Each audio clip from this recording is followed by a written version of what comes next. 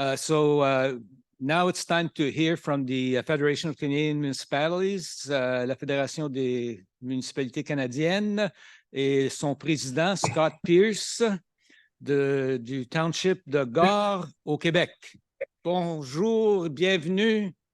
Welcome to New Brunswick. Hey, merci, Yvon. Thank you. Hi, everyone. Bonjour à tous. I'm very happy to be joining you today virtually. I'd rather be there in person, but it wasn't possible this time around. A big thank you to the Cities of New Brunswick Association for the opportunity to say hi today. And many thanks to my fellow FCM board member, President Lorden, for the invitation, and the mayors for having me with you today. And I don't know if Adam has mentioned this to you, but I had the privilege of asking him to take over the chairmanship role of the FCM Environment Committee, and he accepted that. So once again, a big thanks to Adam. He's very well liked and appreciated by everyone at FCM. He does a wonderful job representing New Brunswick and his municipality. With the second edition of Municipality Week in New Brunswick wrapping up, I'm happy to focus on the things we're achieving together as active and engaged members of FCM and in partnership with the CNBA. It's during these particularly demanding times that the unity and the collective influence that our associations can achieve, it's more vital than ever. And that's what I'd like to do to cover some of that over the next few minutes.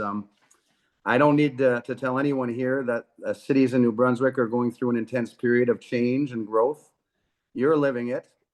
The crucial work that you do as municipal leaders plays a major role in increasing the quality of life in New Brunswick. And that's because we are the government of proximity. We're the government that's closest to the people. We work hard to keep our public facilities, buildings, and roads in decent condition to deliver the services our residents need while maintaining our core infrastructure. A lot of these are what we call traditional municipal responsibilities, but now more and more, you're being called upon to focus on additional responsibilities, like taking more direct action on housing, dealing with climate change, extreme weather events, such as the impact of Lee last weekend, addressing chronic homelessness, mental health, and supporting infrastructure amid a growing population. Municipalities are doing a lot, and with limited resources at hand. I've mentioned it before, and I'll always mention it. Our Canadian municipalities manage 60% of Canada's infrastructure, and we do so with 10 cents on the dollar, while the provinces and the federal government keep 45 cents each. So obviously we can't continue going that way. We know you have serious concerns of the future of provincial funding for municipalities in New Brunswick, with the recent local governance reforms having reduced municipal funding at a crucial time. Vous avez été nombreux à assister au congrès annuel d'FCM qui a eu lieu au mois de mai. C'est là que les membres ont adopté une résolution pour la mise en place d'un nouveau cadre de croissance municipale. On ne peut pas nier que c'est une nouvelle approche audacieuse, mais avec une population nationale en pleine croissance, il ne fait aucun doute que pour mieux soutenir les Canadiens et les Canadiennes, il faut mieux soutenir les municipalités. On a une vision devant nous, moderniser le cadre actuel en liant les revenus municipaux aux dynamiques de croissance et redéfinir les façons dont nous collaborons avec les autres ordres du gouvernement. As a province undergoing such strong population growth, you know just how vital a framework is. Vital to support quality of life for everyday Canadians, vital to ensuring our families and elderly get the services they deserve, and vital to help our businesses flourish and boost our economies. That's why the FCM is campaigning hard for this framework for as long as it takes. If we keep the pressure up through our advocacy efforts and with your support, we can yield real results. Results that will lay the foundation for a future where municipalities will be better equipped to move forward on affordable housing, infrastructure, public safety, and protecting our cities and our citizens from climate change. So, Mr. Talking Head on the screen, how do we get there? Well, you know, you can always help by spreading the word, the local media, your MPs, and your residents. Together, we can make a breakthrough that will support a better quality of life for everyone in our country. I think it's important to note this framework isn't just about new revenue tool, but a new way of calculating revenue distribution. It's about redefining how we can operate across orders of government. It's about respect and cooperation so we can deliver for Canadians each and every day. With a framework like that, we'll have the resources and working relationships with other orders of government to realize the future Canadians need and deserve. While we're focused on this push for a new framework, we should talk about some of the successes and some of the successes we've achieved with your support. Like so many jurisdictions across Canada, housing in New Brunswick remains a major challenge. And I'm sure many of you are keenly aware of the Housing Accelerator Fund that opened up during the summer. Since the pandemic, FCM has been advocating strongly for this support. Already, we're seeing cities and the federal government collaborate on the new housing using this tool. Aussi, je veux souligner à quel point le Fonds municipal vert de l'FCM a soutenu les municipalités, en particulier après un été rempli de phénomènes climatiques extrêmes et des feux de forêt. Depuis plusieurs années, les collectivités comptent sur le fonds administré par l'FCM. C'est une ressource qui a permis à nombreuses municipalités d'intégrer le développement durable dans leurs projets municipaux. Aujourd'hui, le Fonds municipal vert sera central à la stratégie nationale d'adaptation à venir du gouvernement fédéral, qui sera une autre source majeure de financement fédéral pour les gouvernements de proximité. Since its establishment, the Green Municipal Fund has funded around 2,000 sustainability projects, and now an additional $530 million is set to be invested by the new National Adaptation Strategy, which will protect all our homes, businesses, and neighborhoods. If you're unsure of how to apply for the Municipal Green Fund, please get in touch. You can use greenmunicipalfund.ca. You can reach out and call me, and I'll put you to the right people. It's the first step in better protecting our community from the impact of extreme weather. I think it's important to mention that in Quebec, and I'm sure it's probably the same in New Brunswick, that some of our smaller municipalities, when these big national programs get announced, they have to build the project to ask for a grant. So unfortunately, they have to go to external sources, architects, engineers, to build a project. And if they don't get that grant, the money they spent on building the project is lost. So some of the smaller municipalities don't try.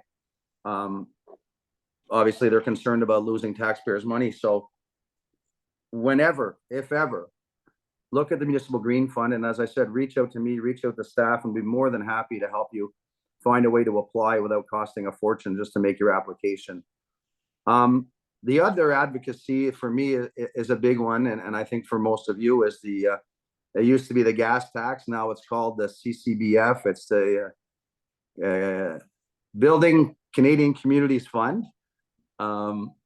It's the old gas tax, and the FCM is pushing very hard, and it's something I believe in as well, and I'm pushing hard on my end, is doubling that fund, because that's a fund that goes directly to your municipalities. You're the experts on the ground. You know what you need. You don't need someone from Ottawa telling you what you need to do in your hometown. So that one is one we're going to keep pushing, and hopefully we can have success, because that helps all of the municipalities across Canada. Whether you're a big city, a medium city, or a small rural municipality, that fund helps all of us. So that's a big one we're going to keep going on. We see beyond the growth framework that we're asking for and the supports that exist, we are tireless in our advocacy for you and for our municipalities. We submitted a recommendation to the Standing Committee on Finance in early August with a mind to the fall economic statement and budget 2024 from the federal government. We're standing tall for what Canadian municipalities and cities need right now. This includes a strong recommendation to the federal government to meaningfully consult local governments about decisions related to the future of RCMP contract policing. This remains an issue impacting so many communities and a few of you in New Brunswick and beyond. Une autre priorité que nous poursuivons à l'FCM, c'est la nécessité d'investir dans des infrastructures essentielles. Avec une population qui vient tout juste de dépasser le bord des 40 millions d'habitants, il est temps partout au pays de faire des investissements considérables dans l'installation d'approvisionnement en eau potable, traitement d'eau usée, les transports publics, l'Internet haute vitesse et les bâtiments communautaires. Si on veut que les municipalités puissent relever avec brio des défis liés à la croissance démographique. L'FCM incite depuis plusieurs années pour l'investissement majeur dans les infrastructures. À notre congrès de mai 2023 à Toronto, le premier ministre s'est engagé à fournir les détails sur le nouveau plan d'infrastructure et de son gouvernement cet automne. Nous surveillons de près son évolution. A new generation of infrastructure is vital to bring to our residents the kind of services we need for a growing country. In our recommendations, we're calling for long-term investments in key areas like water infrastructure, broadband, and public transit. We're also pushing the federal government hard to fully implement the national adaptation strategy so our communities can be better protected from the impacts of climate change. True success going forward in tackling these issues lies with our own unity and the support of FCM member communities like your own. And let me tell you, friends, when we speak with the same united voice, we can make great things happen. We often say in Quebec, if we're alone, we can go faster, but together we'll go further. The work being done in our municipalities has never been so important, and never have we had a chance to stand up and make such an impact on the lives of people we represent and serve. Before I go, I want to thank you for all the crucial work you do as elected representatives, councillors, and administrators. In my inaugural speech in May, I said it and I meant it and I still mean it. Be proud. The work that you do is irreplaceable. I've taken, I'll take this opportunity to mention to you, and I want to plug something that I asked the FCM staff to create, and they've done so. It's called the Trailblazer Initiative. It's about recognizing municipal leaders who always go the extra mile. You can submit someone you think really deserves it via fcm.ca/trailblazer. Excuse me. You know, I have a counselor in my community. He's 72 years old now.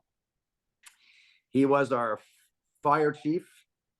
He is the president of our regional food bank. And on Sundays, he makes the waffles for our community breakfasts. In the municipal world, that's who we are. We give a lot of our time out of the limelight, out of the spotlight, just to have a positive impact on the people in our communities. So again, be proud. The FCM is here to work alongside you every step of the way. I'm looking forward to getting there soon as I can. And now if there's any questions, I'd be more than happy to answer them. Thanks everybody for taking the time to listen to me today.